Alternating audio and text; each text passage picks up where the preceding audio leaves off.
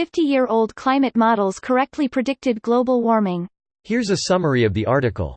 Climate change doubters have a favorite target: climate models. How much warming we are having today is pretty much right on where models have predicted, says the study's lead author, Zeke Hausfather, a graduate student at the University of California, Berkeley. Most of the models accurately predicted recent global surface temperatures, which have risen approximately 0.9 degrees Celsius since 1970. 7 older models missed the mark by as much as 0.1 degrees Celsius per decade.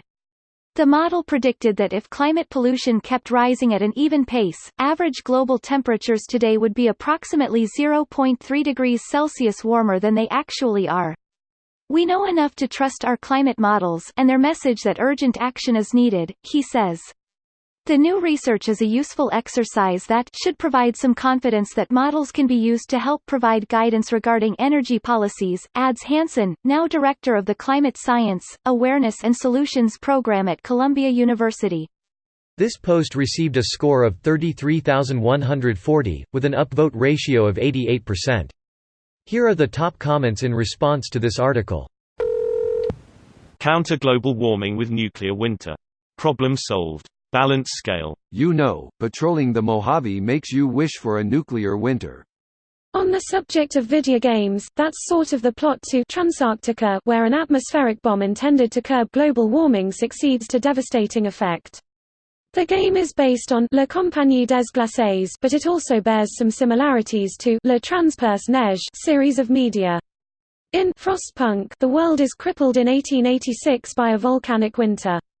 The Metro series is primarily set in Eastern Europe and explores the aftermath freaky nuclear winter that follows WWII. A film adaptation is supposed to appear in January 2022. Also, Snowpiercer has a similar story. They release a chemical agent into the atmosphere to combat global warming. It works too well and sends the world into an ice age. The only survivors live on a train which travels the world. The people who didn't make it onto the train froze to death. Snowpiercer is actually adapted from the same French graphic novel. Ha-till, cool. He himself points this out in the opening statement of his paper, where he writes, he was just the first to attempt to quantify the intensity of the warming effect. There has never been any doubt among experts that global warming would happen. The question was always about how large the effect is and what the consequences would be. P.S. Arrhenius predicts that based on current carbon emissions, temperatures should increase by 5 to 6 degrees Celsius. Yeah, it doesn't surprise me. This talks about the macro picture, which has always been relatively simple to model. The issue with modeling is morons claiming that the fact climate is chaotic means you cannot predict the planet will heat. Shit don't work that way. I can predict where an asteroid will hit without predicting precisely where the pieces will land. It's like adding 1,000 calories to your daily diet without changing anything and saying, how do you know I'll gain weight? Science can't even make up its mind on what foods give us cancer this week. Being a chaotic system doesn't mean it's somehow magically immune to major forcing events.